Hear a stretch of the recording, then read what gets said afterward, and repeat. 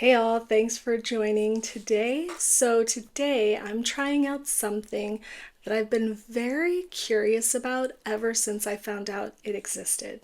And it's this Caydo automatic icord machine. And Caydo sent this over so I can give my honest opinion and feedback. Now, I am not a huge fan of making icords manually. I can do it, I have done it, I just don't want to do it. I've even looked at those little hand crank icord machines before, but I always felt like if I was still sitting there cranking the whole time, am I really saving that much effort? So the moment I saw a fully automatic hands-free icord machine existed, I was immediately like, okay, I need to try this. And actually, I have a very specific mission for today. You all remember that Timu shell purse crochet kit that I made recently? I'll link to this if you missed it. Well, the purse itself turned out cute, but I'm still not digging the strap and I still don't know what these buttons are for. So my goal is to see if I can make a cute replacement icord strap with the leftover yarn I have.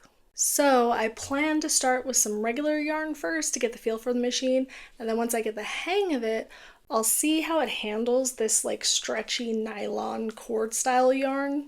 We can hope. So let's open it up and see what we've got.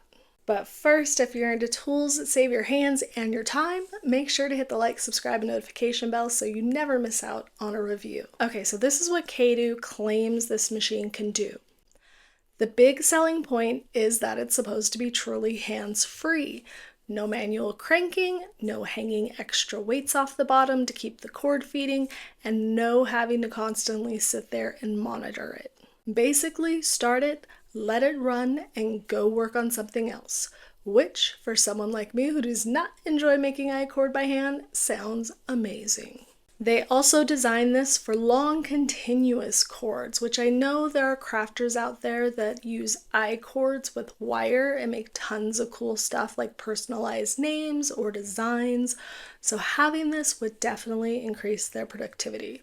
You can see here the parts that are meant to keep everything consistent, the auto-guiding wheels that help the cord form evenly, and the tension system that's supposed to reduce vibration so you get a smoother result. And I really like that there's a clear cover, because if you're anything like me, you want to see what's happening inside your machine at all times without having to open it up and mess with your setup. Speed-wise, there are 3 different levels, and the highest speed can produce about 60 centimeters or 23 inches per minute, which compared to making icord manually is kind of wild. They say it works best with the yarn most of us already have, Sport, DK, Light, worsted Aran, as long as it's smooth and fairly even in thickness. So we will see if that nylon yarn is going to work or not. And I will say one thing I always look for with tools like this is the learning curve. It comes with a full manual and step-by-step tutorials, which hopefully will make it a lot less intimidating since this is the first time I've ever used one of these. So let's put it to work and see how well it works. So once I set it up, I got the yarn that comes with it to try it out.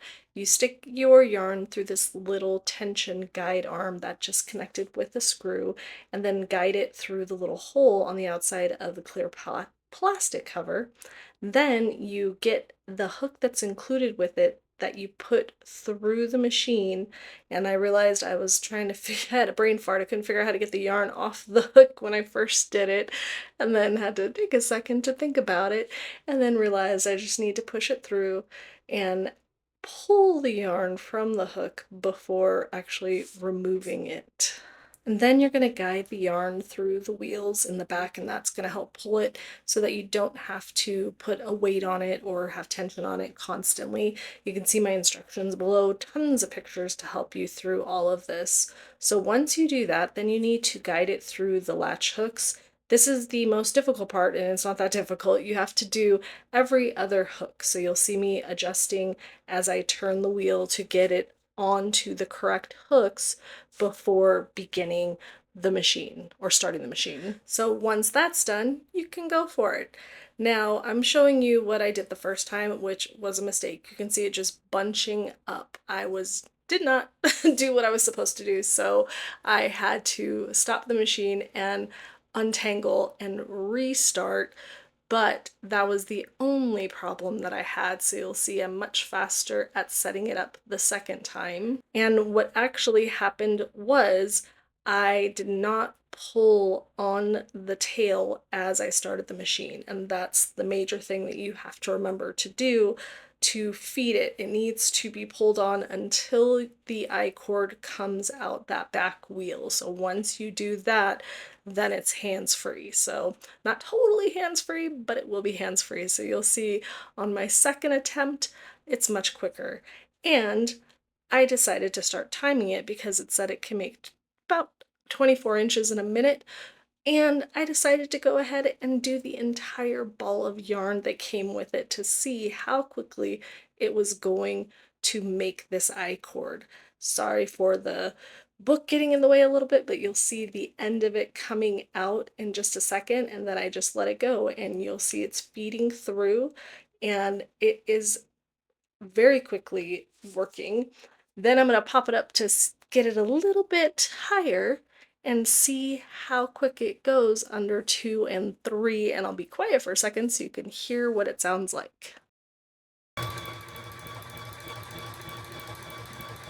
So it is not really loud at all. It was super easy to use once I figured out after that very first time, and you'll see how quickly it's making it. It's been a minute and I've probably got about 2 feet, so I'm going to speed up the rest of this to show you how quickly it made this entire ball of yarn, and then we'll check out what we have at the end.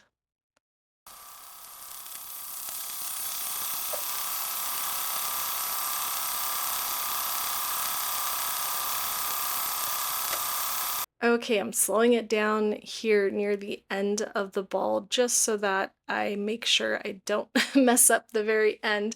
You're going to let it feed until you are done with your I-cord. So in my case, I'm just finishing the whole ball, but if you were just doing a certain length, you're gonna stop the machine and then pull it through. So I'm just kind of slowing it down so that I can make sure that I stop it at the right point, but I'm amazed at how quickly this works. Probably the biggest trouble you'll have is just to make sure your yarn is untangled, because if you do get a tangle, you're going to want to shut it off and fix that before you keep going. But this worked so well, and I'll talk about that some more, but I want you to see how the end really kind of happens once you finish with your yarn. You will pull it through the machine, and you will have just like a normal I-cord where you have the 4 loops from where you were working that you will need to run through with your yarn needle to finish off to close it completely. So the first end of it, no problem. It's already, that's how you started. There's no problem. You don't have to close that off. But the finishing edge, you do need to take the yarn needle and weave it through the 4 loops. It's great. The machine company, Caydo, they give you a yarn needle and that crochet hook to help you put the yarn through the machine, as well as kind of loaded onto the hooks. So everything is included with the package. And you can see me pulling out the thing. I was very worried here. I thought like maybe it would unravel, but there was no problem. I could see maybe if you have a different kind of yarn that's slick, you might lose a couple loops. So just keep that in mind when you're pulling it out. You might want to do a little bit extra in case you do lose those loops. But now, as I promised, let's try my nylon yarn. I don't know, I don't think it's nylon, but it's very similar to nylon. So I'm just kind of poking through the hole because it's pretty thick. I don't have high hopes, but I said I would try it. I think the yarn's going to be too big for the hooks, but I'm a pro at setting this thing up now. It's super simple after the first time you understand what to do. Um, so I'm just trying to thread it onto the latch hooks at this point. It is very thick, so it seems too big for the latch hooks, and it's also not the same kind of thickness because it kind of rolls up on itself. And as you can see, it's not going to work. I started it and I had kind of that same problem as the last one, but there's not going to be able to salvage. It's too thick. I tried doing it manually just to see if it would work, and I have a little touch light on the left that keeps going off. But yeah, that yarn is not made for this machine, which I kind of figured, but I thought I would give it the old college try to see if I could make it work, and it's just not gonna work. And I'll talk about that a little bit more in a second on my final thoughts. Okay, that thing worked fast, and look at how long this is. So like, what is it, 3 feet? So 3, 6, 9, 12 feet in a couple of minutes.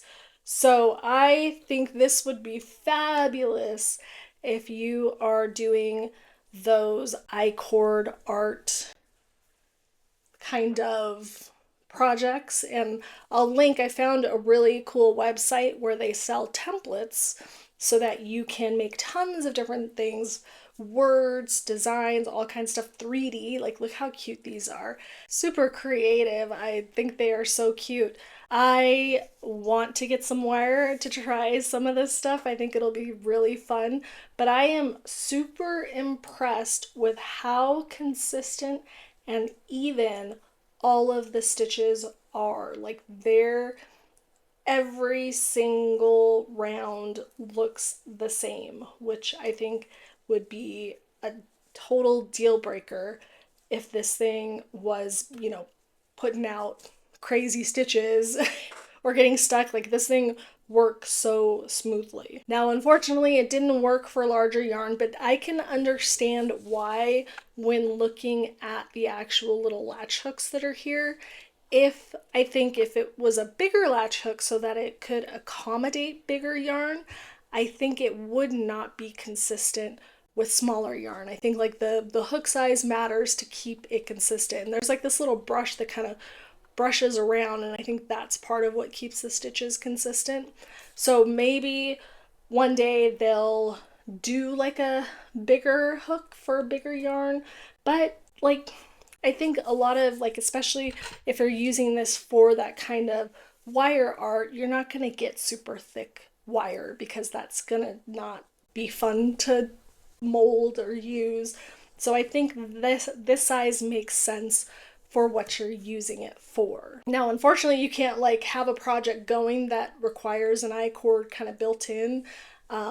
There's not a lot like that, thankfully, but just in case you cannot like throw your project in, it's got to be an external icord. So if you're making like a purse, and I was even thinking for my purse, because I couldn't use that bigger yarn, if I get 3 strands, I can then braid it, and then I can do that kind of thicker. So if you still need something thicker, make a few of them and braid them or twist them or whatever, and then you can have an actual thicker I-cord thing for your project. So the setup was so simple. Getting it set up for the yarn, feeding it through, like there was no learning curve. It was just simple throughout. This thing is so well made, and it comes with a lot of extra. It comes with extra grease to make sure that it's running smoothly. It comes with extra hooks, so that way if I don't even know why you need extra hooks, maybe they get damaged or bent or something, so you'd have to replace them, but they give you all of the stuff you need to make this thing continue to work. So I really saw no downsides except for the big yarn, but that makes sense. So I'm not gonna fault them for that. But this thing, I think, is a must-have, especially if you're doing wire art type I-cord things, because like if you're working at a craft fair and you have somebody come up that has like a special name and you want to make it for them right there on the spot, you're busting out, what did I say, 12 feet in how many minutes? Like, you could easily make custom things on the spot at the fair as long as you have power. But that's something that I think this would be so valuable for people doing that. So I'm sure there's tons of other things that people can think of that they could do with the I-cords. I would love to hear if you use I-cords, what do you use them for? Do you have other things that you can think of that this could be used for? leave it in the comments. Tell me what you think of the machine, if you thought it was pretty cool too. But I will link to the page where they also have some other models of the icord machine, as well as automatic yarn spinners, which I want to get to and try because my last automatic yarn winder did not do well. I'll link that video if you want to go have a good laugh about that one. But I think the automatic yarn winder might be a good one if the icord maker works this well, so I think I might have to give that one a try. But I am Deja with Knit and Crochet Ever After, and thank you for watching.